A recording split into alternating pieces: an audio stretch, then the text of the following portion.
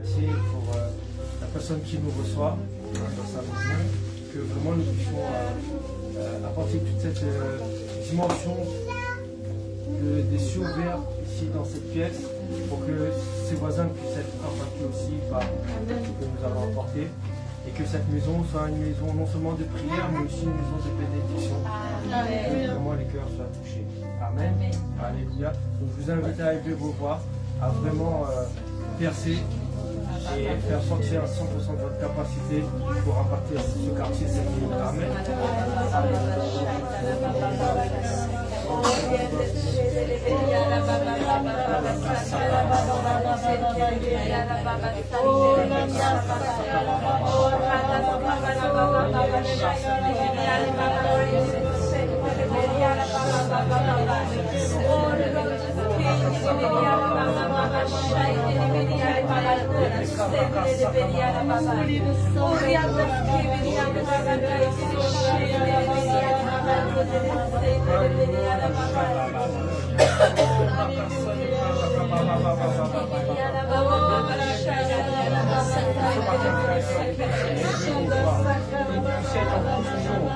Avec le céleste, avec le Saint-Esprit, se sentir une paix dans votre cœur, une paix dans votre tête, parce que le Seigneur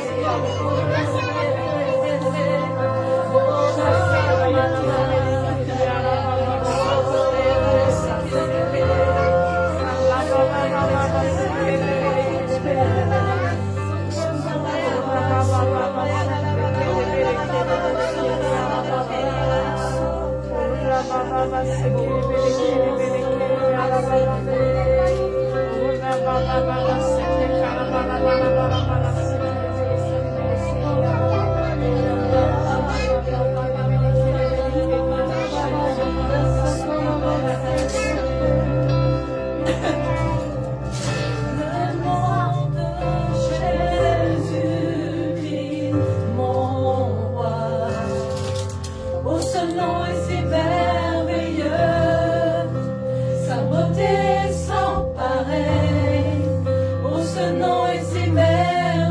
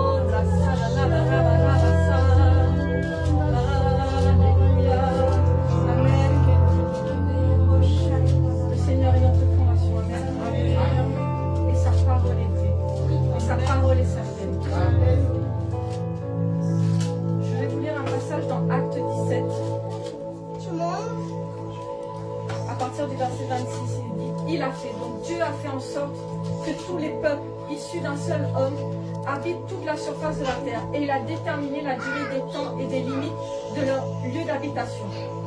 Il a voulu qu'ils cherchent le Seigneur et qu'ils s'efforcent de le trouver en tâtonnant, bien qu'il ne soit pas loin de nous. Oh, alléluia, alléluia, il n'est pas loin de nous. Amen. Et son désir, c'est que nous le cherchions. Et ça a été déjà dit vendredi soir, que nous désirions à le connaître davantage. Amen. En effet, c'est en lui que nous avons la vie. Nulle part ailleurs, c'est en lui que nous avons la vie. Le mouvement et l'être. Comme on aussi dit quelques-uns de vos prophètes, nous sommes aussi de sa race. Amen. Nous sommes de sa race. Nous sommes de Dieu. Alléluia. Nous sommes faits de ta vie, Seigneur. Oh, Papa, nous voici, Seigneur. Nous voici, Seigneur. Tu es celui, Seigneur, qui est notre vie. Tu es notre Dieu, Seigneur. Celui qui nous fait aller de l'avant. Celui qui nous donne toutes choses, Seigneur. Nous savons, Seigneur, que tu es notre fondation, Seigneur. Que c'est sur toi, Seigneur, que nous tenons, Seigneur. Que c'est par toi et pour toi, Seigneur, que nous sommes ici, Seigneur. Au sol de Kélélémélé. Oh, la Sakalémélé. Oh,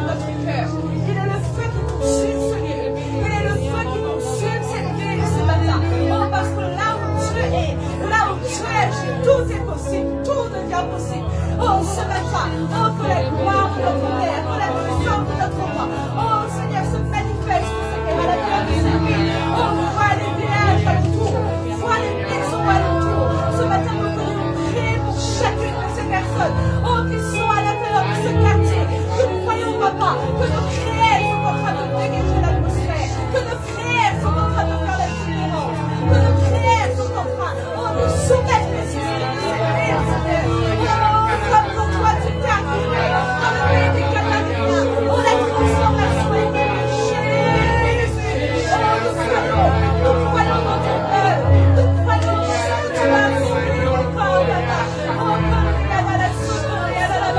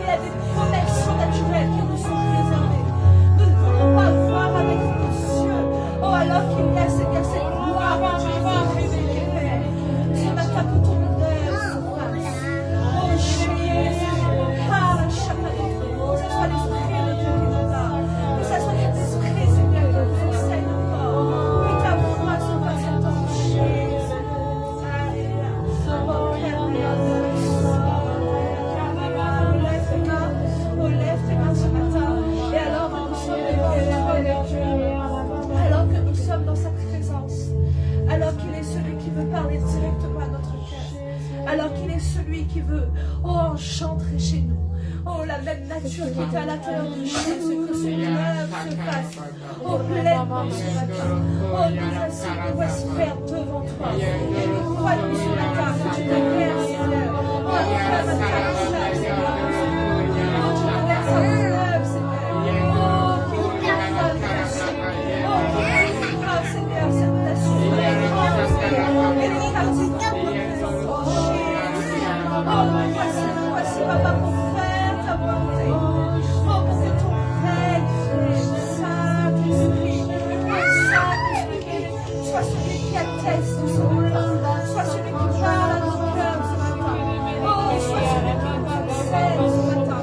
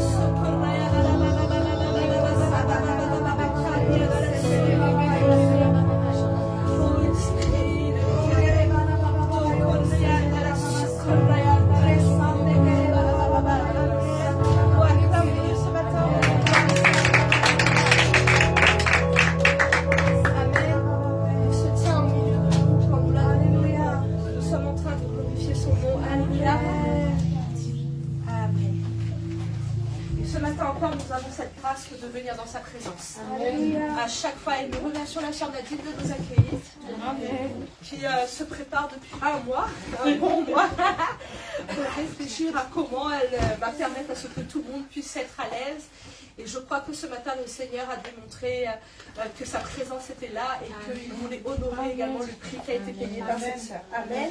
Alléluia. Et merci à tous d'être là encore ce matin. parce que c'est une organisation hein, de pouvoir être présent, de pouvoir te tenir dans la présence de Dieu. Et je sais que ce matin, le Saint-Esprit va encore nous parler. Je crois que ce matin, il va y avoir encore un dépôt précieux qui va venir. Amen. Donc, le pasteur Hugo qui devait prêcher ce matin, mais je lui ai volé son tour parce que j'étais très loin d'avoir fini mon message de la semaine dernière et qui, je crois, était important et qui est actuel aussi, c'est-à-dire que nous devons comprendre ce mot que nous martelons et que nous chantons et que nous répétons à chaque fois, il faut monter de niveau et plus que jamais, nous savons que nous sommes dans une saison où nous ne pouvons pas rester avec la même stature et la même qualité de vie que nous avons actuellement, mais il faut que nous soyons capables d'atteindre tout ce qui est libre dans l'esprit. Amen. Nous devons avoir à l'intérieur de notre cœur cette soif de dire, mais s'il y a quelque chose qui est disponible, je veux le prendre. S'il y a quelque chose qui est disponible, je veux le capturer. S'il y a quelque chose qui est disponible et que Dieu veut me le donner, il veut tendre sa main vers moi, et ben je ne veux pas passer à côté. Je veux pouvoir m'apprêter de ce que Dieu dispose. Amen. C'est comme si là aujourd'hui, je te disais, bah voilà, il y a telle chose que tu as toujours rêvé qui est à disposition, tu peux aller le prendre et tu restes inactif. Tu ne cherches pas à savoir comment le prendre, tu ne cherches pas comment l'acquérir. Non, ce matin, nous, on veut comprendre comment acquérir ce qui appartient à Dieu et nous voulons pleinement nous en recouvrir. Amen. Amen. Et je peux avoir un amen fort. Amen. Alléluia. Amen. Amen. Donc, je vous ai dit à la suite du séminaire qu'on a eu donc à l'île de la Réunion, là, qui a été diffusé, pour ceux qui n'ont pas vu, vous pouvez le réécouter.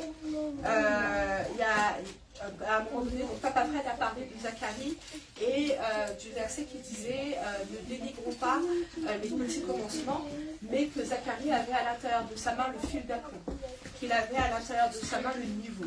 Et ça m'a beaucoup interpellée parce que je m'étais dit, effectivement, nous prêchons, nous déclarons souvent ces deux petits mots, il faut monter de niveau, mais est-ce que nous avons vraiment compris qu'est-ce que cela voulait dire? Et pour ceux qui étaient là la semaine dernière, ben, vous allez réentendre une bonne partie de ce que j'ai déjà dit, mais je vais le dire encore d'une manière différente ce matin, mais de se dire à soi-même, c'est quoi en fait, quand on me dit, mais il faut monter de niveau, quand on me dit qu'il faut monter de stature, quand on me dit qu'il faut rentrer dans l'accroissement, quand on me dit qu'il faut que je touche une nouvelle dimension, mais qu'est-ce que ça veut dire réellement?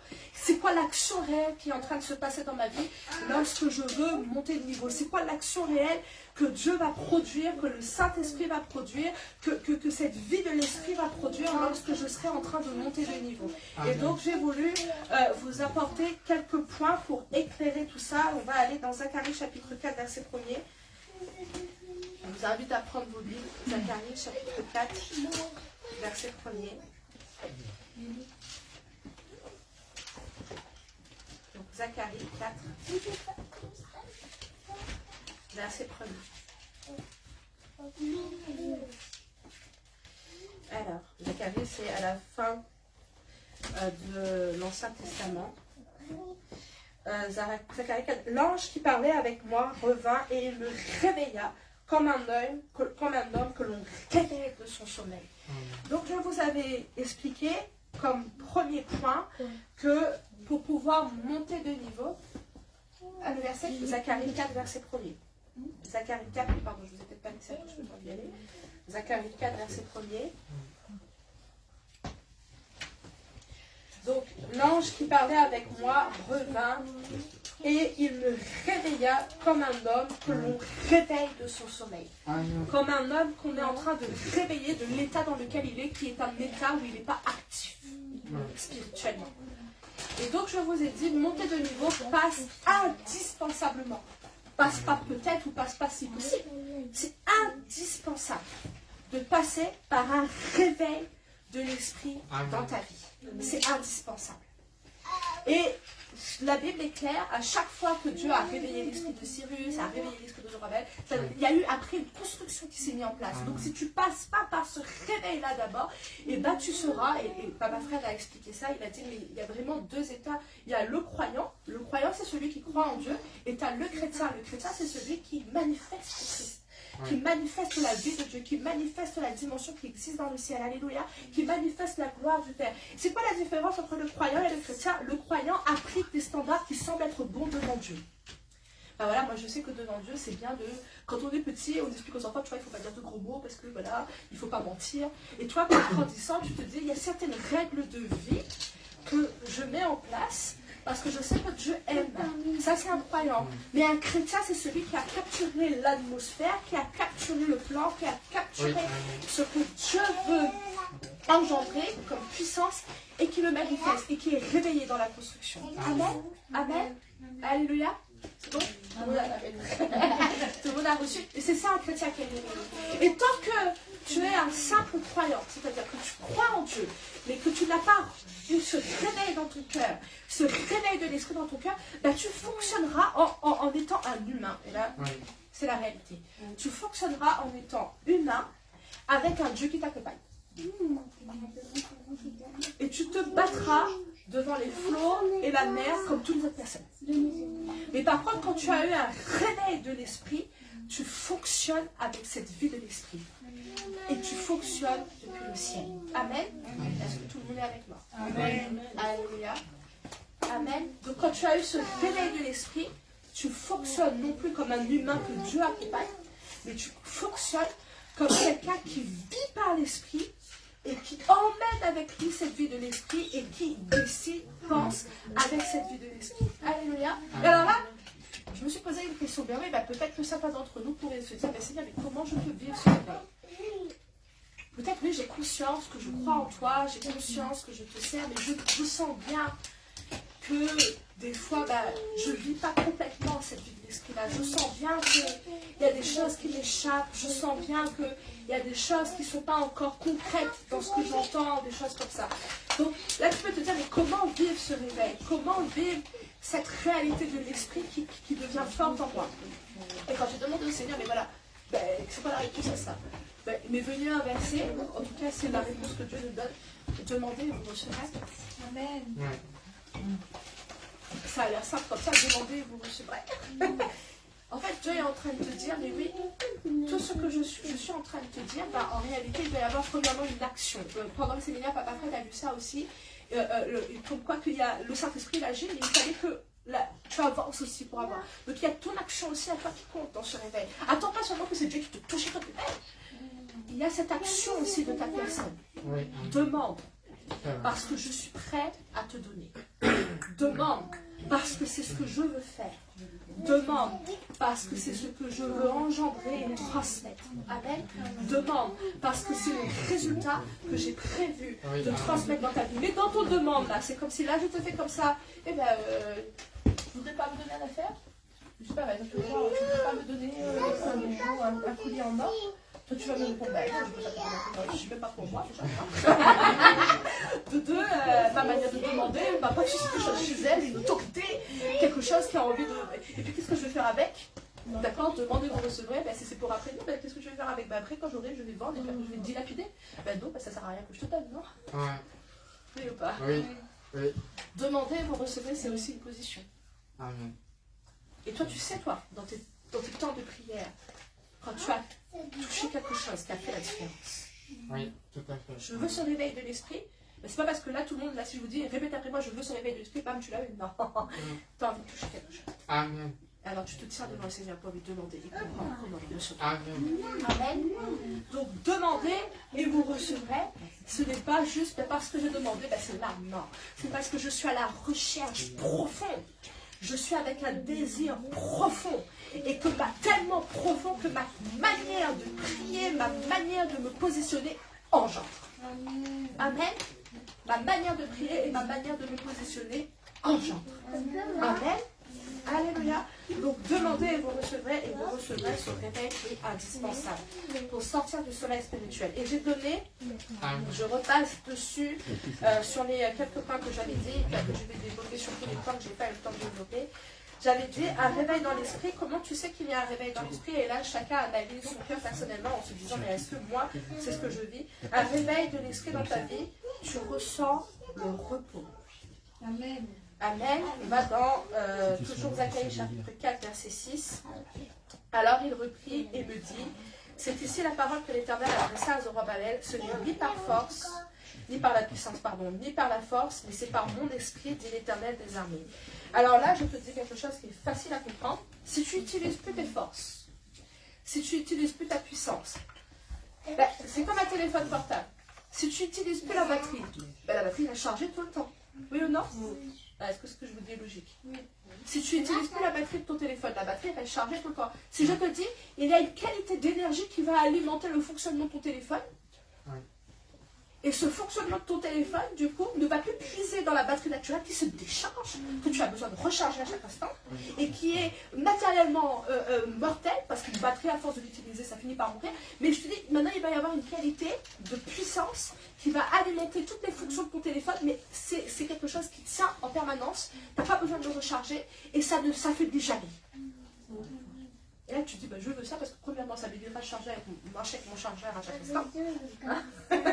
Je ne risque pas de me retrouver en difficulté parce que je suis quelque part et que mon téléphone a plus de batterie. Ben, pour toi, c'est exactement la même chose. L'Esprit de Dieu veut te conduire dans le repos. Et être dans le repos, c'est quoi? Ben, c'est que tu arrêtes de puiser dans ta propre force et dans ta propre puissance. Et là, je vais poser une question simple. Est-ce que quelqu'un ici peut dire, moi, je me sens dans le repos physique, dans le repos mental, dans le repos de mon âme, dans le repos de mes sentiments tout le temps? Quelqu'un peut dire ça? Ça m'arrive jamais d'être triste, ça m'arrive jamais d'être épuisé, ça m'arrive jamais d'être en colère, ça m'arrive jamais d'être affaibli. Est-ce que tu te sens dans le repos permanent? Est-ce que tu es rentré dans le repos? Est-ce que tu sens ça? Tout le monde répond sincèrement. Si quelqu'un me dit oui, si, c'est super, gloire à Dieu. Mais sincèrement, moi, ça m'arrive des fois. Pourquoi? Parce que des fois, ben, je n'ai pas encore cette technologie de vivre par l'esprit sur certaines questions de ma vie. Donc je fais comment? Je puise dans mes propres forces, je puise par ma propre puissance, et quand je le fais, ben, je décharge ma batterie et ça me puise. Oui ou non? Oui. Et ce matin, ce que l'Esprit de Dieu te dit, il veut te réveiller dans toutes les sphères, dans toutes les questions, dans tous les domaines, dans tous les choix et dans tout ce que tu as à accomplir. Il veut te réveiller pour que tu sois dans le repos. Amen. Et que tu sois capable de comprendre comment agir par l'esprit. Et je ne dis pas que tu ne ressentiras plus la fatigue quand tu as fait du sport. Tu ressens une espèce de fatigue. Mais ce n'est pas une fatigue qui te réduit. Oui, c'est vrai. Vous comprenez? Des fois, vous ressentez la fatigue de la semaine, ça te réduit. Parce que tu as eu le poids de la semaine, le poids des circonstances, le poids des situations. Et tu as affronté tout ça comment? Ben, tu as dû affronter tout ça avec ce que tu pouvais. Soit parfois tu as réussi à l'affronter avec l'esprit, soit parfois tu l'as affronté par tes propres forces. Mais le Seigneur veut te dire aujourd'hui, passer par le réveil de l'esprit, et ben c'est quoi? C'est que tu connaisses le repos. Mon frère, ma soeur, ce matin je te donne une parole qui sera stratégique pour ton futur, une parole qui sera importante pour ton futur. À chaque fois que tu ne ressentiras pas le repos dans une question, et ben ça veut dire que tu es en train de puiser dans tes propres forces, tu es en train de puiser dans ta propre puissance. Cherche la réponse de l'esprit. Oui, amen. Amen. À chaque fois que tu sentiras que le repos est secoué, et ben cherche dans la puissance de l'esprit. Amen. Amen. Et là, j'ai envie de te dire, ben, avoir du repos, est-ce que ça veut dire que je n'aurai jamais plus de problème? Et la réponse est non. Amen. La réponse est non. Tu auras toujours des difficultés, tu auras toujours des choses qui vont essayer de t'ébranler. Mais tu les vivras plus de la même manière. Pourquoi? Parce que moi, personnellement, à chaque fois que je vois une difficulté qui est devant moi, je ne le vois pas comme un problème qui est devant moi, je le vois comme une étape à franchir pour atteindre le but. Est-ce que c'est comme ça que tu fais les choses? Est-ce que tout le monde écoute? Oui. Amen. J'attends tous les amen. Amen. Je n'ai pas attendu tous les amen. Amen. Je sais qu'il y a toujours au moins un ou deux amen qui sont j'entends pas la voix. Donc, voilà, tu sais, comme dans ta traite, souvent il dit ça, lui de finesse le matin quand il se réveille dans la barre, je crois. En fait, vous connaissez ce vieux film? En fait, tous les matins, son serviteur prend les pièces et fait et il dort comme ça le réveille, et puis il manque une pièce. Mais ce que je vous dis là est extrêmement important. Oui, c'est vrai. Est-ce que tu veux connaître le repos? Amen. Est-ce que tu veux arrêter de connaître l'épuisement, d'arrêter de connaître les troubles à l'intérieur de ton cœur, à l'intérieur de ce que tu dois accomplir, etc. Si tu veux connaître ça, ben, tu as compris. À chaque fois que quelque part dans la vie, et ben, mais dans tous les domaines de ta vie, hein. Par exemple, moi en tant que pasteur de l'église, à l'intérieur de la construction de l'église, si je me laisse absorber par des choses que je puise en moi-même, je ne ressens pas le repos. Par contre, quand tu puises dans l'esprit, tu sais que chaque épreuve, chaque difficulté, chaque situation est une étape à franchir. Mais je ne le vois pas comme un combat face à face qui va m'impiper. Vous voyez ce que je veux dire? Que ça soit à l'intérieur de mon travail, que ça soit à l'intérieur de ma famille, que ça soit à l'intérieur de ma ville, que ça soit avec mes enfants, que ça soit à l'intérieur de toutes les questions qui nous entourent. Ne puise pas dans tes propres forces, ne puise pas dans ta propre puissance. Laisse l'Esprit de Dieu te conduire dans le repos. Amen. Amen global. Amen. Alléluia. Donc le prochain qui se ressent d'être dans une certaine fatigue, et bien ce matin il a la solution. Il sait comment faire pour être dans le repos. Amen. Donc ensuite j'avais dit qu'à Ésaïe 63, Ésaïe 63, verset 14, c'est ça. Ésaïe 63, verset 14. Je vous avais dit quoi? Je vous avais dit que à partir du moment que tu as eu ce réveil de l'esprit, il y a un nouveau flot qui coule. Verset 13, qui les dirigera au travers des flots comme un coursier. Non, je ne suis pas ici. Ésaïe 63, verset 14, c'est ça.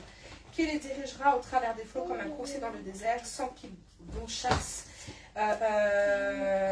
Comme la bête qui descend dans la vallée, l'Esprit de l'Éternel les a emmenés dans le repos. Donc ça c'est pour la partie repos. Et donc du coup, pour le flot, c'est dans Jean chapitre 16. Oui. Donc là c'est pour vous parler du verset du repos. Et Jean chapitre 16, Jean chapitre 16, verset 13.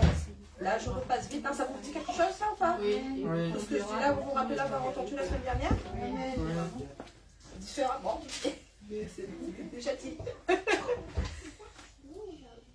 Genre, comme quoi qu'on peut faire le même message plusieurs fois, mais il y a toujours quelque chose à dire. Jean chapitre 16, verset 13. Donc là, ça y est, hein, tu es réveillé dans l'esprit. Tu sais comment t'être réveillé? Là, tu peux pas dire, je ne comprends pas comment être réveillé dans l'esprit. Comment on fait pour être réveillé dans l'esprit? Aïe, aïe, aïe. Bon, les gars, direct. Demandez et vous recevrez. Ok? Demandez et vous recevrez. Ensuite, c'est bien. Ensuite, le réveil dans l'esprit dans ta vie t'emmène dans quel état? Alléluia, ça vous compris. Parce que ça, t'as déjà besoin. Ça, oui, d'accord. Mais par contre, tu n'as pas compris comment le demander. Tu as besoin de repos, mais tu ne sais pas comment faire. Alors, on va reprendre. Demandez, vous recevrez. Et quand vous le recevez, ce réveil de l'esprit, bim, il te fait rentrer à l'intérieur de ce repos. Pourquoi? Parce que tu apprends à puiser par l'esprit, pas dans tes propres forces. Bon, et ensuite, il y a un nouveau flot. Donc, Jean chapitre 16, verset 13. Quand le consolateur sera venu, l'esprit de vérité, il vous conduira dans toute la vérité. Il ne parlera pas de lui-même, mais il dira tout ce qu'il aura entendu et il vous annoncera les choses à venir. Il y a, quand je dis un nouveau flot, c'est qu'il y a un nouveau fleuve de sa parole, une nouvelle mentalité. Il y a une nouvelle voix qui se fait entendre en toi. Et cette nouvelle mentalité, cette nouvelle voix qui se fait entendre en toi, ben c'est l'Esprit de Dieu qui te transmet tout ce qu'il a reçu de la part du Père. C'est tout. Oui. Et c'est toute la vérité. Et à partir de là, tu commences à fonctionner avec des bases qui sont totalement différentes. Amen. Et nous voyons ça à chaque fois que Jésus a rencontré quelqu'un, commencer à transformer la vie de cette personne. Et il y a eu un flot différent qui est venu à l'intérieur du cœur de cette personne. Amen. Quand Jésus rencontre cet homme qui a été à la piscine de Bethesda, il était toujours dans la même mentalité de se dire, mais il faut que quelqu'un me prenne, et moi, jamais personne ne m'a permis de rentrer dans ce flot-là. Oui, seule personne parmi tous les tas qui étaient malades. Tu te rends compte, mon Dieu? Et là, moi. Oui. Est-ce que vous vous rendez compte? Visualisez un instant la scène. Et utilisez votre imagination. Une piscine. Un mouvement de l'esprit qui intervient de temps en temps. Et qui, quand quand il intervient au milieu de tous ces gens malades, il y a une seule personne qui est guérie. Quand il arrive à rentrer dedans. Vous savez que c'est une saison actuelle, hein? Oui ou non? Oui. De temps en temps, l'Église vit un mouvement. Et dans ce mouvement-là, peut-être une personne arrive à rentrer dedans. Vous comprenez? Mais Jésus, lui, il dit stop à ça. Stop à la position où, de temps en temps, l'Église vit un mouvement. De temps en temps, quelqu'un arrive à rentrer dans ce mouvement. Stop à ça. Jésus dit, il faut que des gens assoiffés se lèvent. Il faut que des gens assoiffés soient attirés par un nouveau flot.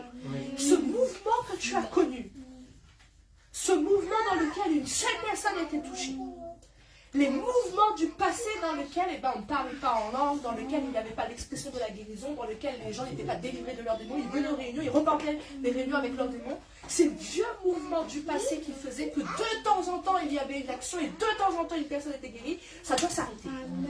Il y a un nouveau flot qui doit venir et ce nouveau flot qui doit venir, et ben ça doit emmener les gens à se lever de leur état pour commencer à marcher après.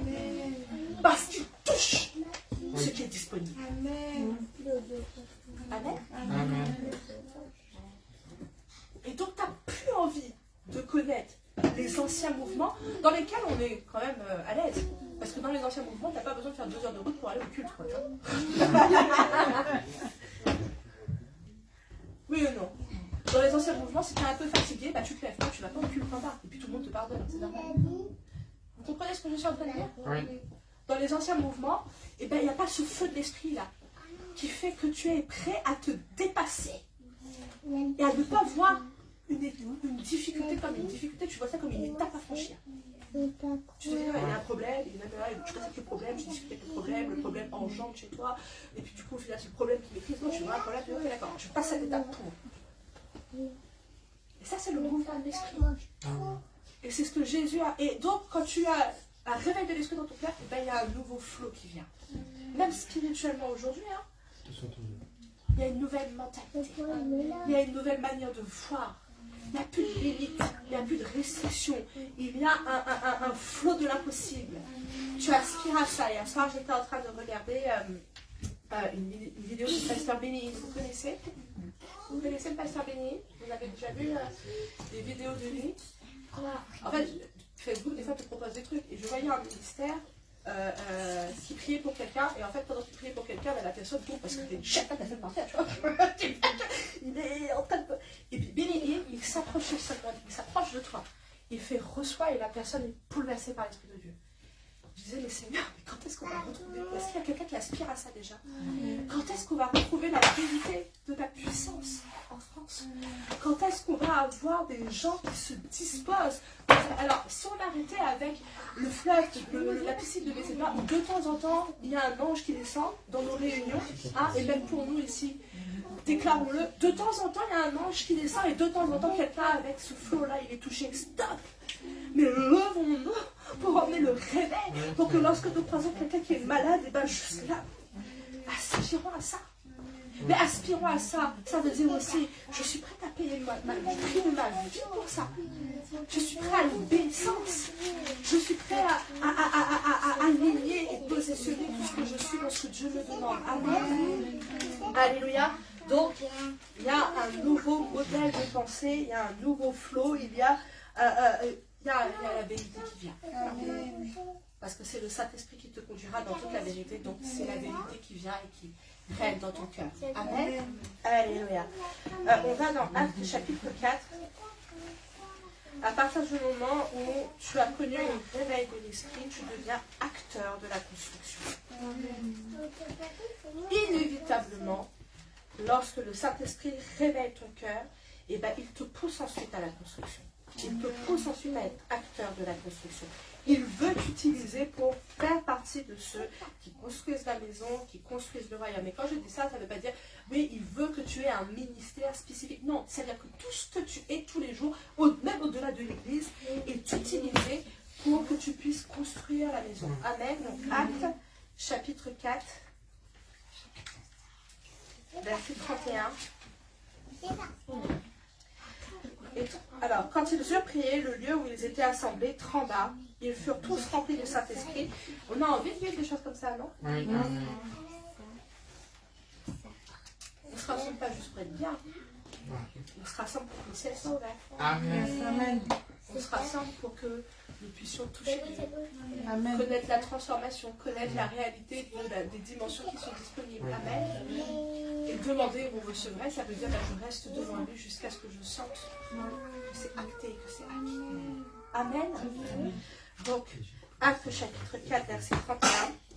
Quand ils eurent prié, le lieu où ils étaient assemblés trembla, ils furent tous remplis du Saint-Esprit et ils annoncèrent la parole de Dieu avec assurance. La multitude de ceux qui avaient cru n'était. Alors là on va dire que c'est fait chez nous, d'accord? Oui.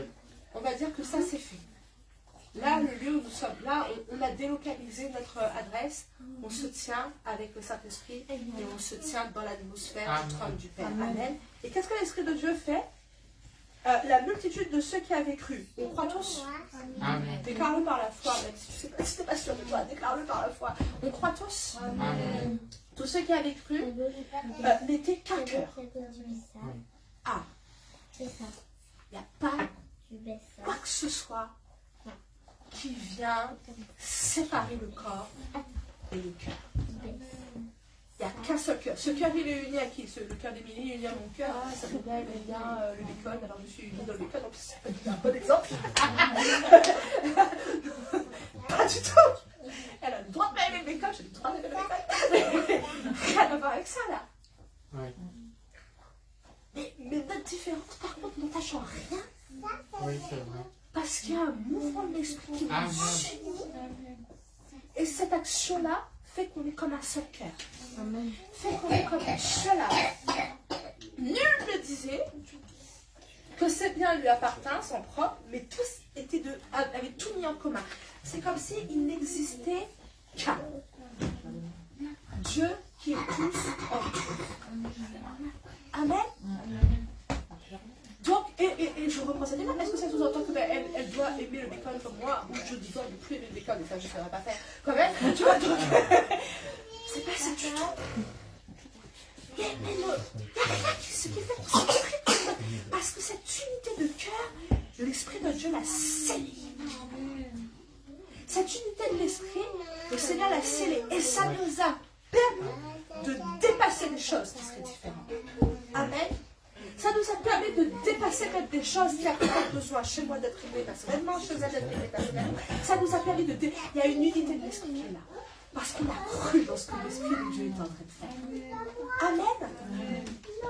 Donc, ce réveil de l'esprit t'emmène dans le repos, t'emmène dans un nouveau flot et te construit également à être un acteur de la construction et dans l'unité du corps. Amen. Amen. Alléluia. Quand il y a ce réveil de l'esprit, il y a un changement de priorité.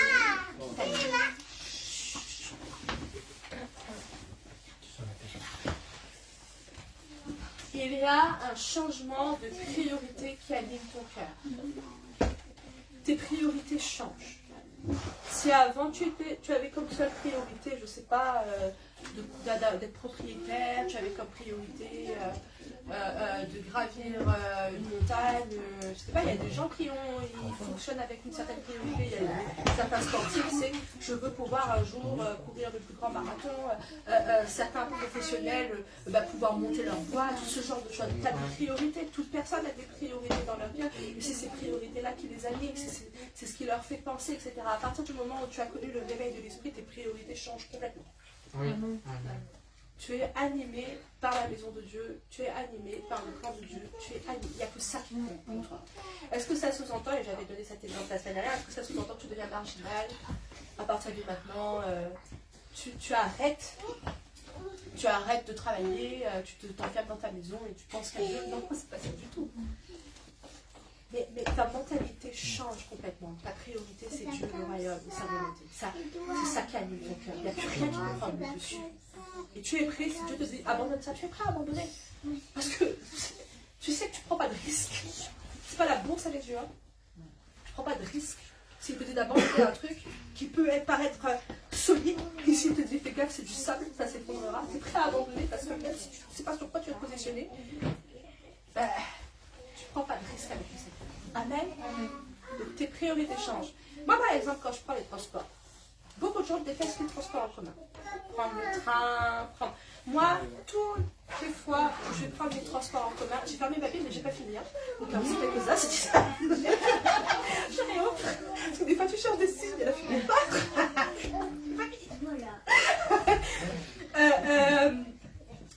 À chaque fois que je vais prendre les transports en commun, à chaque fois que je me retrouve à l'intérieur de ce compressage humain, et bien à chaque fois que je suis au milieu de tous ces gens, j'ai toujours une espérance. Seigneur, qu'est-ce qui peut être fait? Est-ce qu'il y a un chrétien comme moi? Et je suis toujours comme ça. Et j'observe l'atmosphère de là où je suis. Parce qu'en fait, ma priorité c'est le royaume. Donc quand je suis dans les transports, ma priorité reste le royaume. Et cette semaine, c'était mardi matin, j'ai été compressée comme d'habitude. Et à un moment donné, donc là, tu gardes. Apparemment, la pratique c'est d'enlever son sac à dos pour que les gens puissent mieux te coller. Et moi, je mets son sac à dos, je ne me collera pas. Et du coup, tu es dans les transports, tu visualises des choses incroyables. Et des fois, les gens sont avec leur écran, mais devant tes yeux. Donc tu comprends un petit peu quel genre de vie cette personne a. Je te dis, bah, ça alors. Et là, c'est l'opportunité que tu as, en fait, pas d'être insupporté par l'échange. C'est l'opportunité que tu as de dire, bah, monsieur, je vais prier pour toi parce que je sens que tes yeux me regardent peut-être pas trop bien. Madame, je sens que tu es en dépression, pareil, que le Seigneur te touche. Et là, tu es toujours animé parce que c'est ta priorité. Et tu n'es pas là en train de te dire, comme les autres, parce que l'esprit qui est véhiculé dans les transports, tu n'es pas là comme les autres. Mais là, dans le transport, c'est insupportable. C'est quoi cette odeur dans le RERB? C'est pas comme moi. Tu vois, tu n'es pas animé par ça, tu vois. Tu es animé par le fait de dire, mais moi, ma priorité, c'est le royaume. Et tous ces gens qui sont autour de moi, qui me compressent, ils touchent un fils de Dieu. Et peut-être que j'ai un autre fils de Dieu à côté de moi. Et que c'est ça qui m'anime. Et mardi, j'entends une dame derrière moi qui fait, ah ben franchement je nomme merci, une mamie avec sa valise, franchement je nomme merci. Merci parce que si je vous avais pas croisé, j'aurais été perdue dans les transports et tout. Donc moi je suis toujours avec mon sac à dos. et à un moment donné je l'entends faire, oh Jésus. Et je me dis, allez, on est deux à prier ça. Alléluia, on est deux à prier ça. Et je l'accompagne sans qu'elle sache, je l'accompagne. Alléluia. Oui, Jésus. Alors, j'essaye de la regarder pour voir si elle me voit, elle ne me voit pas. Je prie avec toi, je t'entends de moi. Je suis compressée comme d'habitude. Je sais que très rapidement tu peux te dégringoler. Tu rentres dans le T4. Tu t'assois dans le T4 après une journée de travail. Et là, tu as la voix qui fait suite à un problème technique, nous allons rester bloqués en gare. Nous allons rester bloqués en gare pendant au moins 20 minutes. Ah ouais? Et là, tu entends tous les gens qui sont là. Tous les mots, toutes les voix. Toi, tu es là, tu te dis, c'est quand même marrant, lui. Et là, tu pries pour ces gens-là.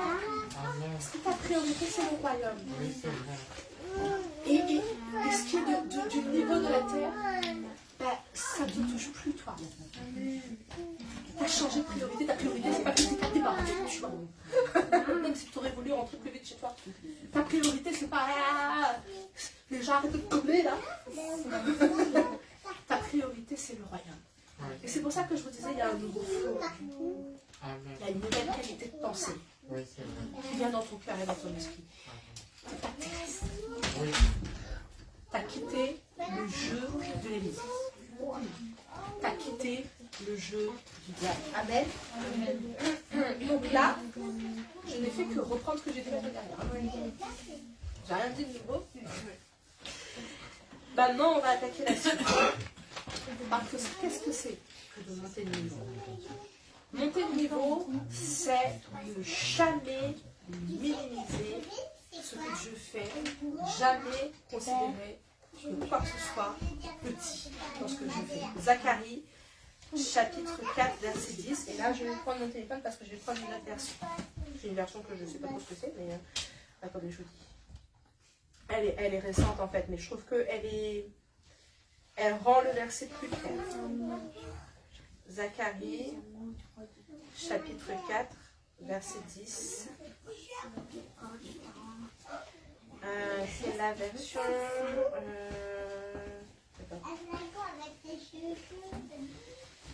attendez, je vais mettre dessus.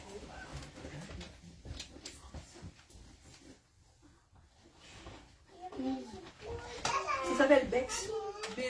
Je ne sais pas si quelqu'un ça date de 2004. Les 7 lampes représentaient les yeux du Seigneur qui inspectent tout ce qui se passe sur la terre. Alors là, les yeux de Dieu sont sur tout. Les yeux du Seigneur sont en train d'inspecter tout ce qui se passe sur terre. Il n'est pas ignorant de quoi que ce soit. Vous n'avez même pas besoin ce matin de dire Seigneur, vois, il y a la guerre. Il est au courant. Il est au courant. C'est parce qu'on fait des fois, Seigneur, vois. Non, il sait. Les yeux de l'Éternel inspectent tout. Donc, les 7 lampes représentent les yeux du Seigneur qui inspectent tout ce qui se passe sur la terre. Il ne faut pas mépriser la petitesse des premiers travaux. Il ne faut pas mépriser la petitesse des premiers travaux. Qu'on se réjouisse plutôt de voir Zorobabel, l'outil à la main. Et ça peut être un problème des chrétiens. Parce que tu regardes la petitesse du commencement et tu es dans l'insatisfaction de la petitesse. Et Dieu veut te dire, arrête de regarder la petitesse.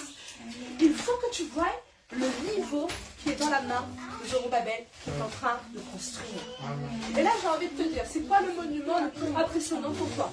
Moi, je me rappelle, Billy, tu vas cibler aujourd'hui, tu es d'accord? Quand on est allé en Malaisie, avec Laure, le truc qu'on voulait faire, c'était aller au parc des papillons. C'est incroyable. Voir des papillons. Émilie n'était pas du tout intéressée par les papillons. Elle voulait absolument aller voir le Burj Khalifa, je crois que ça s'appelle. Non, les deux tours. C'est quoi le nom? Oui, les Petronas. Et voilà, les deux tours Petronas. T'es impatiente parce que toute la journée nous on est avec les papillons. On est là, on va les papillons et elle est là, papillons. Et de quel malheur, à la fin de la journée, fatiguée, on n'a plus envie d'aller aux deux tours, tu vois. Alors qu'elle a entendu les deux tours toute la journée. Les deux tours, c'est deux tours. Nous on voit du béton, tu vois. Et elle, non, elle voit pas ça. Elle voit la construction, elle voit que nous on voit pas le cadre, tu vois. Alors que nous on était là avec les papillons. Et elle pas les deux tours. Pourquoi je vous donne cette histoire? Mais avant que ces deux tours soient deux tours qui impressionnent quelqu'un, c'était une pierre, hein? Oui ou non, ça a commencé par une pierre. Et est-ce qu'au moment où l'histoire de construction est sortie, avec les plans, le projet, la maquette, le modèle, quand tu as vu la première pierre, tu te dis, ah, une petite pierre comme ça? C'est ça les deux tours, une petite pierre? Non! Tu avais compris qu'il y avait une construction qui allait venir derrière. Et il y avait quelqu'un avec un niveau pour s'assurer que tout soit droit. Oui ou non? Et c'était la grandeur de ce qui allait venir derrière qui était important. Qu'est-ce que tu fais ça avec Dieu dans ta vie? Ouais, petit truc. Ce petit truc-là contient Dieu, mon frère, ma soeur. Ce petit truc-là contient du divin. Et Dieu te dit, mais arrête de regarder comme si c'est petit ce que je vis. Actuellement, ce que je vis, c'est vraiment minime. Mais arrête. Arrête. Il y a un niveau qui est dans la main de l'Éternel, dans la main du Fils de Dieu. Le niveau sert à quoi? À s'assurer que la construction soit droite. Bon, c'est plus des animaux qui sont aptes de dire ça. Moi, je ne suis pas une passion. Parce qu'eux pensent que c'est une construction, c'est pas là. Celui qui a le niveau dans la main, qu'est-ce qu'il fait? Il s'assure que ce qui est en train d'être bâti est droit. Et si ce n'est pas droit, qu'est-ce qu'on fait? On recommence. Parce que tout ce qui va être monté dessus risque de s'effondrer. Alors peut-être que ça peut rester petit longtemps. Parce que tant que c'est pas droit, on recommence. Donc, pour ton travail, pour ta famille, pour tes finances, pour ta santé, pour l'église, pour tes enfants, et toutes ces choses qui existent à l'intérieur de ta vie, tant que c'est pas droit, clac, on recommence. Parce que Dieu ne prendra jamais le risque de laisser construire une tour de Babel qui sera une source de confusion après. Qui aura l'image de Dieu, mais qui n'aura rien à voir avec Dieu. Et qui perdra son peuple. Et qui te perdra. Donc il préfère encore recommencer 100 fois que de prendre le risque de laisser les choses tordre. Mais toi, ce qu'il t'invite à faire à l'intérieur de cette construction, ce qu'il t'invite à faire, c'est de porter ton regard sur la bonne information. Vous êtes toujours avec moi? Ce qu'il t'invite à faire, c'est de porter ton regard sur ce qui est important. Mais je n'ignore rien. Les 7 yeux représentent le regard de Dieu qui voit tout sur terre. Il voit des choses dont tu n'es pas au courant, donc il sait lui comment construire avec précision. Oui, oui. Donc il voit tout sur terre. Et il te dit, ne minimise pas la petite pierre, elle contient Dieu. Toi, sois heureux de savoir qu'il a le niveau dans la main pour construire droitement, qui est là, et ta construction est en cours. Tu comprends pas? Donc plus jamais tu vas avoir l'impression que les choses sont petites, sont minimes, que ça avance pas, c'est pas nanana. Non. Parce que personne n'aurait osé dire ça de toutes ces tours là, les deux tours Petronas, les Burj Khalifa à Dubaï, la tour de je sais pas quoi, l'horloge pour Londres, la tour Eiffel pour nous, le plus haut en France c'est la tour Eiffel, ça arrive pas plus grand que la tour Eiffel, je sais pas. Non. Chaque pays a sa tour. Aux États-Unis, c'est la banque. Ouais, c'est une banque, je crois. Maintenant, il y a un truc vraiment, une banque, je crois. Et en fait, pour être sûr qu'elle soit beaucoup plus grande, ils ont mis une antenne plus grande. Bref, dans le temps de Babel, c'était la tour de Babel. En Espagne, là, ils veulent faire un taureau ou un veau, enfin un bœuf, quoi. L'objectif, c'est qu'ils fassent des lettres enfin, le projet est énorme. Vous n'avez pas vu ça? Ça sera l'équivalent de veau, on peut dire. C'est un taureau énormissime, quoi. Bref, de toute façon. Donc tout le monde a sa tour de construction. Et quand les plans sortent, personne ne dit la petite pierre, elle vaut rien. Non, on imagine la fin. Là, dans ta vie, tous les recommencements se font sur une petite pierre qui contient Dieu et la construction qui va dessus, elle a besoin d'être droite. Et Dieu recommencera au moment qu'il a besoin de recommencer parce qu'il faut que ce qui est bâti avec toi ne te perde pas. Amen. Et sois en accord avec le royaume. Oui. Est-ce que tu comprends ce que je suis en train de dire? Donc plus jamais tu vas dire ma situation, c'est mini ou quoi que ce soit parce que tu sais que la construction est en cours. Et c'est ça qu'il faut que tu regardes. Il ne faut pas que tu regardes le recommencement. Tu sais maintenant comment affronter les recommencements, être dans le repos. Et comment on rentre dans le repos? Alléluia. Tant pis pour vous. Si vous savez plus comment faire, vous appelez Laetitia.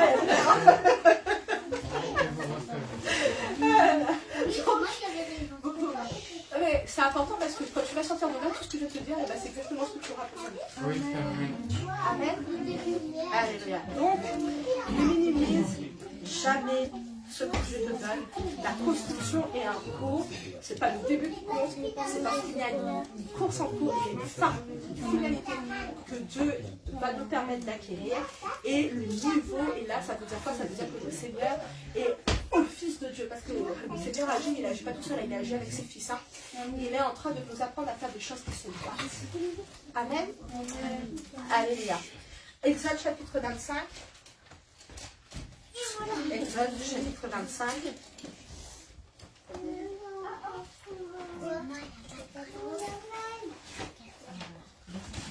Exode chapitre 25.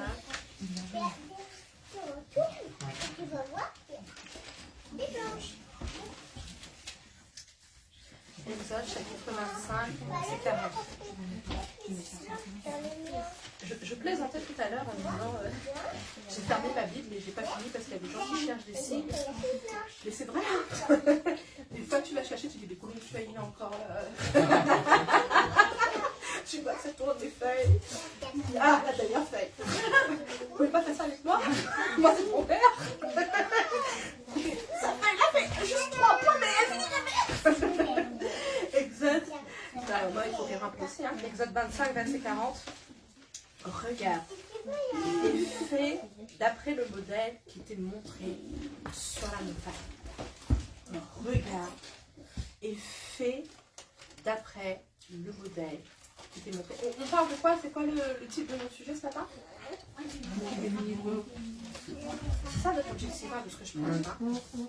Monter de niveau. Monter de niveau, c'est avoir un réveil de l'esprit. Donc, si je veux monter de niveau, il faut que, indispensablement, ce réveil de l'esprit soit là. Si je veux monter de niveau, je dois apprendre à ne pas minimiser ce qui est en train d'être fait.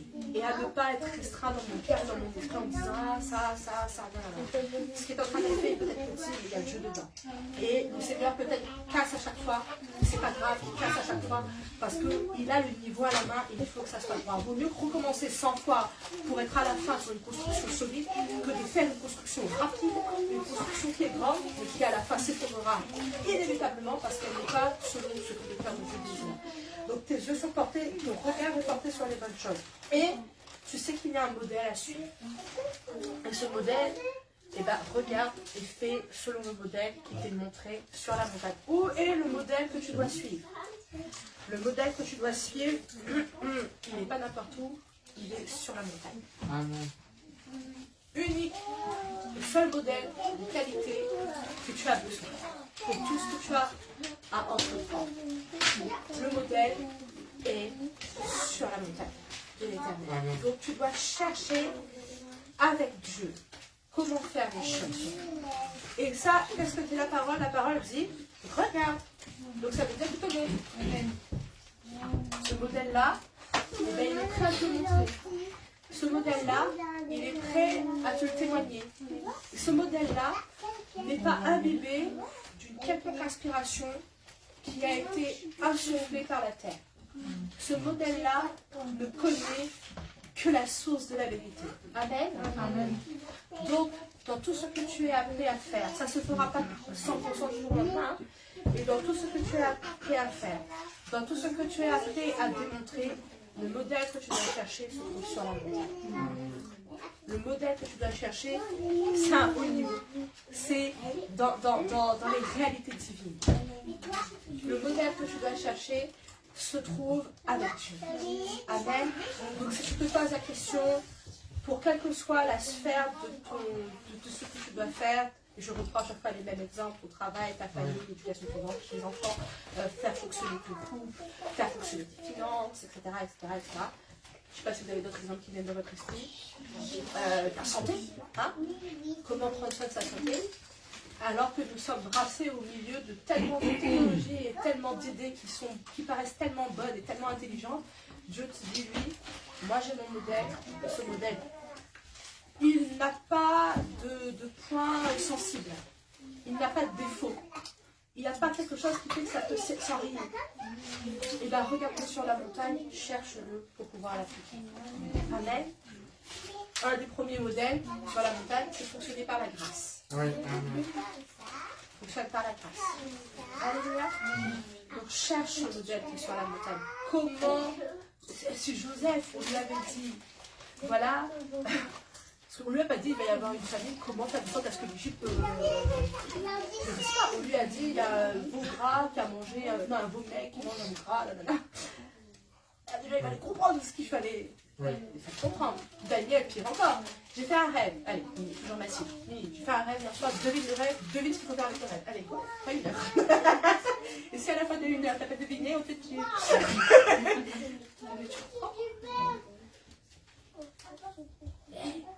Il y a un modèle sur la montagne. Il y a un modèle sur la montagne. Il faut réussir à capturer ce modèle qui est sur la montagne et de pouvoir dire voilà ce qui va se passer. Il y a une famine qui va s'abattre sur tous les pays. Et au milieu de cette famine, voilà l'attitude qu'on doit faire pour pouvoir maintenir les finances de la nation. Et là, les plus grands économistes, les plus grands physiciens, les plus grands sociologues vont venir te voir et te dire mais en fait, ça ne fonctionne pas du tout dans ton modèle hein, que tu proposes parce que telle chose. Mais le pharaon va dire quoi lui? Mais pendant que vous étiez en train de réfléchir, lui, il a été révélé, je pense. Et c'est un modèle qui fonctionne. Pour le pays, pour sa famille, qui était hors du pays à ce moment. Amen. Donc regarde et prends le modèle qui est sur la montagne. Ce modèle, la montagne, c'est quoi? C'est Sion. Hein? Amen. La montagne, c'est quoi? C'est Sion. Je reviens la montagne, c'est quoi? C'est Sion. Il y en a qui veulent toujours pas dire. La montagne, c'est quoi? C'est Sion. Là, j'ai entendu tout ça.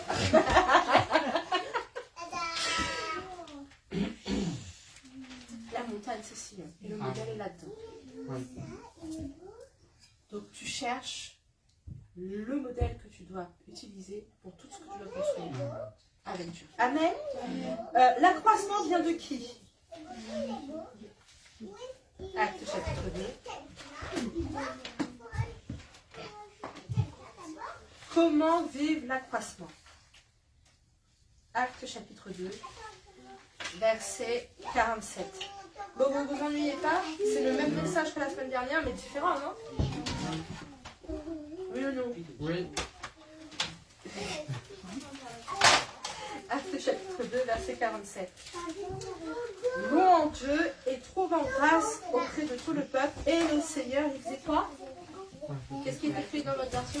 Il y a encore des gens qui lisent à du Allez. Acte chapitre 2, verset 47. Le Seigneur ajoutait chaque jour. Merci. Il faisait quoi? Il ajoutait.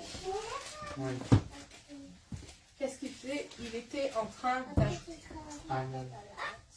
Chaque jour, il ajoutait. L'accroissement ne vient que de la main de Dieu. Tu peux avoir un accroissement que tu vas faire par ta propre main.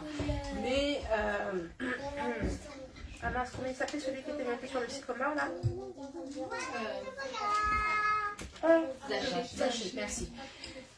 Mais, malgré toute la richesse qu'il pouvait avoir, quand il a rencontré Jésus, il s'est rendu compte que Jésus là, c'est ça.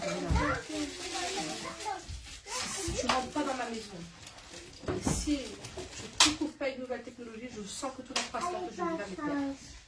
Amen. Je sens que tout l'accroissement que je suis en train de connaître, ça peut me perdre. Je veux vivre l'accroissement qui vient que de la main de Dieu. Et je donnais ce témoignage-là la semaine dernière. Je disais, nous, par exemple, si je prends l'exemple des voitures, on nous a donné la ZX, une vieille voiture, mais on n'a jamais eu aucun chagrin avec cette voiture-là. Jamais eu aucun problème. Parce que la Bible dit que les bénédictions qui viennent de Dieu ne sont suivies d'aucun chagrin. Oui. Par contre, quand tu vis un accroissement qui ne vient pas de la main de Dieu, tu peux être certain qu'il peut y avoir des chagrins qui viennent derrière. Mais quand l'accroissement vient directement de la main de Dieu, et que la bénédiction vient directement de la main de Dieu, ça veut dire qu'il n'y a pas un petit mélange. Oui. Oui, oui, oui. Un petit mélange humain à l'intérieur de Oui. l'histoire. C'est vrai. Quelques choix humains. Et bien là, il peut y avoir des choses qui viennent enrayer.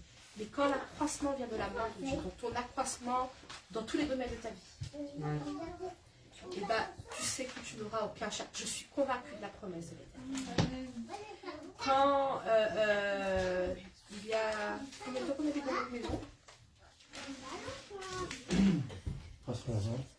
Il y a 11 ans de ça, quand j'étais dans notre petit appartement de 30 mètres carrés, même pas, je sais plus. Le salon, tu pouvais avoir que 4 humains. Hein. Quand on avait fait une cellule à 4 personnes, la cellule était prête. Et qu'on nous a orientés vers l'achat de notre maison, clairement, on a senti que c'était Dieu qui voulait nous permettre. La première question que je me suis posée, c'est une question terrestre. Hein. A-t-on les moyens d'assumer cette maison? Parce qu'on m'a parlé de la taxe d'habitation, on m'a parlé du gaz, on m'a parlé de l'eau, enfin bref. Tu fais le calcul, je ne travaillais pas, et avec lui qui travaillait, très rapidement, en fait, on devrait être aujourd'hui expulsé. C'est pas possible. Et donc j'étais dans l'hésitation, c'est-à-dire, est-ce qu'on accepte cette maison? Est-ce qu'on l'accepte pas? Parce que, humainement parlant, c'est pas possible. Financièrement parlant, on ne pouvait pas l'acheter. Et en plus, on ne pouvait pas assumer cette maison. Et le Seigneur me répond, mais tu sais, mes bénédictions sont suivies d'aucun chagrin. Bah, 11 ans après, j'avais une seule facture qui n'a pas été payée. Parce qu'il ne nous a jamais permis d'être dans le chagrin. Parce qu'il ne pouvait pas payer une facture. Pas pour autant que si on fait les calculs, eh ben, on est normalement à égalité des factures. Oui. Mais il n'y a jamais eu aucun chagrin. Pourquoi? Parce que je me suis appuyée sur la promesse de Dieu. Quand il m'a dit, c'est ma main qui te donne et qui te permet. Et comme moi, je te donne. Tu ne connaîtras pas le chagrin. Alors je me suis positionnée comme ça. C'est vrai. Dans son... Je me suis positionnée non pas par mes propres forces, faire mes comptes, mes calculs, mes idées, par ma propre puissance. Essayer. Je me suis positionnée dans son repos, par l'esprit et la grâce. Amen. Et il y a 11 ans de ça, et ben c'était encore moins probable parce qu'on ne travaillait pas. Des fois, quand je réfléchis, je me dis, c'est quand même incroyable. Je me dis, Seigneur, parce que quand on a emménagé dans cette maison, je ne travaillais pas. Et malgré le fait qu'il n'y avait qu'un seul salaire qui était forcément moindre que les gens plus grands, parce que quand tu avances dans le temps, tu évolues financièrement, le salaire évolue. Je dis, on était moindre, mais on a pu faire plus encore que parfois aujourd'hui. Parce que ta promesse, elle est parfaite. Ta promesse, elle est parfaite. Il n'y aura pas de chagrin. Donc, vive l'accroissement qui vient de la main de Dieu. Amen. Et l'accroissement qui t'est donné de la part de Dieu. Alléluia, quelle arrive. Allez, encore 2 minutes après. Et ensuite, mon dernier point que je vous avais donné dans cette manière d'être dans l'accroissement et d'être dans l'unité de niveau. Prends garde à ce qu'on ressent. Prends garde à ce qui est à l'intérieur de ton cœur. Prends garde à ce qui anime ton cœur. Et ça fait déjà au moins 3 dimanches que je vous dis. Prends garde à l'état de ton cœur. On va dans 1 Samuel 24. 1 Samuel 24. 1 Samuel 24, verset 7. Donc après cette prédication, tout le monde monte de niveau. Amen. On se dit, on va dire Amen. Après cette prédication, tout le monde monte de niveau. Amen. Il y en a qui résistent là. Il ne dira pas. Plus j'envoie sa main, qui voulez-vous? 1 Samuel chapitre 24, verset 7. Est-ce que je dis pas Amen que je ne ressens pas ce que tu dis? Alors, et dis à ces gens que l'Éternel me garde de commettre contre notre Seigneur loin. Alors, on va reprendre avant. Verset 5. Les gens de David lui dirent, voici le jour où l'Éternel te dit, je livre ton ennemi entre tes mains, traite-le comme bon te semblera. David se leva et coupa doucement le pan du manteau de Saül. Alors là, qu'est-ce qui se passe? Prends garde à l'état de ton cœur. Vous connaissez l'histoire? Il y avait un énorme danger pour David et toute la troupe qui était avec lui parce que il y avait une mort imminente possible. Et là, il se cache à l'intérieur d'une caverne et chance est faite. Une chance incroyable. Saül, où est-ce qu'il veut se reposer? Dans la grotte. Sauf qu'il n'est pas au courant. Et là, c'est le piège parfait. Là, on peut le tuer et puis on se libère. Je parle à David, comme Saint-Esprit, les gens de David. Prends garde à l'état de ton cœur parce que tu peux être animé par ceux qui sont avec toi, dans ton travail, dans ta famille. Tu peux être animé par les gens qui lui disent, oh ben, voici le jour où l'Éternel te dit, d'où sort cette inspiration? Tu mets Dieu dans une histoire où il n'est même pas dedans. Voici ce que l'Éternel te dit. Non mais c'est parce qu'en fait, on a failli mourir. Et là on a l'occasion de ne pas mourir. Eh ben c'est Dieu. C'est pas comme ça que les chrétiens font des fois? Ah non mais là c'est tellement bien. Non mais là ça c'est Dieu qui a voulu. Alors que Dieu n'est pas du tout dans l'histoire. Et qu'est-ce que David fait? Bon ben les gens le poussent. Même Dieu dans l'histoire. Il va et il coupe un bout du manteau. Et là qu'est-ce qui se passe dans le cas de David? Verset 6. Après cela, le cœur lui battit parce qu'il avait coupé le pan du manteau de Saül. Et il dit à ces gens. Et là, tout à coup, il se retourne vers eux et il dit, alors là, je sais que je ressens à l'intérieur de mon cœur que tout ce que vous m'avez dit, c'est pas du tout ce que je dois suivre. Absolument pas. Je préfère encore mourir, obéir à ce que je ressens là. Que d'eux. Et on lit le verset 7, il dit à ces gens que l'Éternel me garde de commettre contre notre Seigneur, loin de l'Éternel, une action telle que de porter ma main sur lui, car il est loin de l'Éternel. Alors là, vous pouvez dire ce que vous voulez, je peux prendre mes risques, n'importe quel, mais je ne me laisserai pas animer par ce que vous dites. Faites ce que vous voulez, mais moi je touche. Alors là, je ressens, je ne touche pas moi. Hors de question. Il veut me tuer. Je ne toucherai pas. Alors, je préfère mourir sous sa main que de prendre le risque, que d'être en parallèle avec lui. Est-ce qu'il y en a qui veulent marcher comme ça devant le Seigneur? Amen. Alléluia. D'avoir cette position avec l'Éternel où on se dit, je ne veux pas être parallèle. Je ne veux pas être de demi-mesure. Je ne veux pas être comme le serviteur qui était avec Élisée, qui lui voit la réalité terrestre. Il y a une montagne, il y a plein de chevaux, ils vont tous nous tuer. Je veux être comme Élisée qui voit la réalité céleste. Donc je prends garde à ce qui anime mon cœur. Prends garde à ce qui anime tes décisions. Là, c'était des gens, des fois ça peut être des circonstances, des fois ça peut être un besoin, des fois ça peut être un manquement, des fois tout ce qui peut animer ton cœur. Prends garde à ce qui anime ton cœur, qui anime ce qui va te faire décider. Amen. Et à un moment donné, le Saint-Esprit va te faire réaliser. 2 Samuel chapitre 24, donc on sent Paris, on reste dans Samuel, mais pas dans le 1, 2 Samuel. Chapitre 24,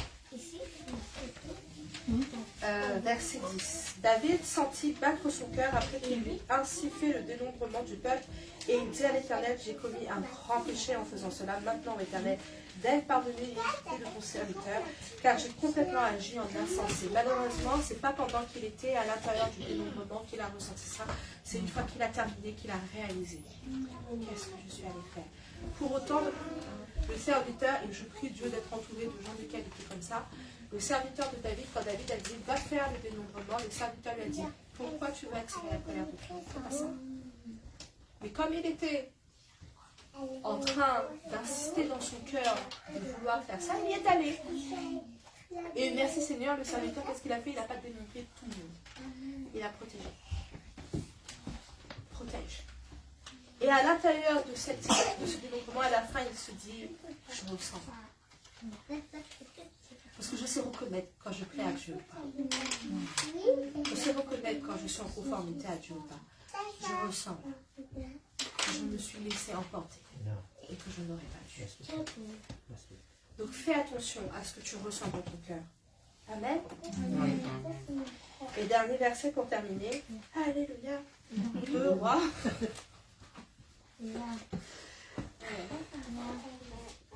De Rois, chapitre 22, verset 19. De Rois 22, verset 19.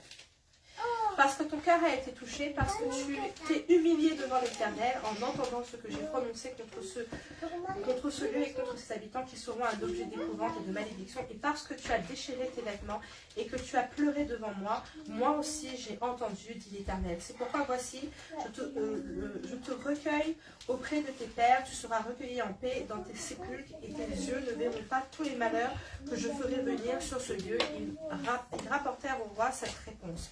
Parce que ton cœur a été touché et que tu t'es humilié devant l'Éternel. Parce que tu as laissé ton cœur s'abandonner à Dieu et de ne pas entrer dans un quelconque sentiment ou directive qui pourrait être animé par quoi que ce soit qui ne vient pas de l'esprit. Alors Dieu peut intervenir. Amen. Donc prends garde à l'état de ton cœur. Est-ce que ça vous a aidé le message ce matin?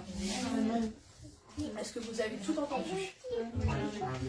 Est-ce que vous avez tout retenu? Vous êtes honnête. Au moins vous êtes honnête. Au moins vous êtes honnête. Mais vous avez les 2 derniers dimanches qui sont en direct. Prenez le temps de les réécouter. Je ne sais pas dans quel... apparemment il y a le contre-jour. Donc peut-être qu'on ne me voit pas bien, mais c'est pas grave, vous m'entendrez. Ah, donc je ne suis pas trop noire. Donc ce matin, vous savez maintenant qu'est-ce que ça veut dire monter de niveau et comment entrer dans l'accroissement. Et vous avez toutes les pépites pour le vivre réellement, pour l'engendrer réellement. Amen.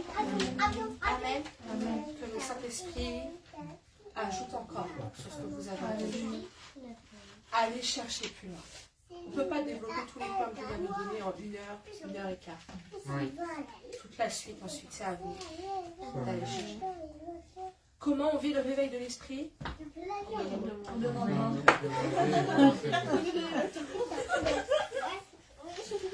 Merci. Qu'est-ce qu'elle dit là? Est-ce que je suis déjà en train de te dire qu'est-ce que je veux? Qu'est-ce qu'elle veut? Bon, là c'est fini, il faut que je trouve un truc pour manger maintenant. Elle me pose des questions essentielles. Je suis en direct. Je suis qui je suis. on reçoit le réveil de l'esprit. Demandez et vous recevez. Réveil de l'esprit, alors là, te fait rentrer dans le repos. Ah, le flow, le repos, le flow, on y est. T'as le mot quelque part. Alléluia. Amen. Mais c'est important. Oui, C'est important c'est vrai. de rien perdre. Et de Amen. laisser le Seigneur. Vous savez, bon là je vous dis quelque chose que vous m'avez déjà entendu dire. Quand j'allais aux premières conférences de Papa Jonathan qui prêchait une matinée entière sans s'arrêter, sans faire de pause. J'ai appris à travailler ma concentration Oui, pour ne rien perdre. c'est vrai. Je ne voulais pas laisser quoi que ce soit être séduit. J'ai appris à travailler ma concentration, et c'est parce que j'avais 16 ans et que j'ai appris à travailler ma concentration à l'église qu'ensuite dans le monde, je me suis perfectionnée. C'est l'église qui m'a perfectionnée. Ma capacité à me tenir debout aujourd'hui à parler, c'est l'église qui m'a appris ça. Et la peur de me tenir devant les gens pour parler a disparu grâce à l'église. Quand je suis devant les gens maintenant au travail et que je dois m'exprimer, et ben c'est l'église qui m'a appris à avoir de l'assurance. Oui, Amen. C'est à l'église que tu dois apprendre à perfectionner. Parce que c'est de l'église que tu vas ensuite sur la place publique. Si tu fais l'inverse, tu apprends de la place publique, tu attends de l'église qu'elle s'habille à ça, tu peux être certain qu'il y aura toujours un conflit dans ton cœur. Il y aura un conflit dans ton cœur. Amen. On se lève et on va prier. Allez.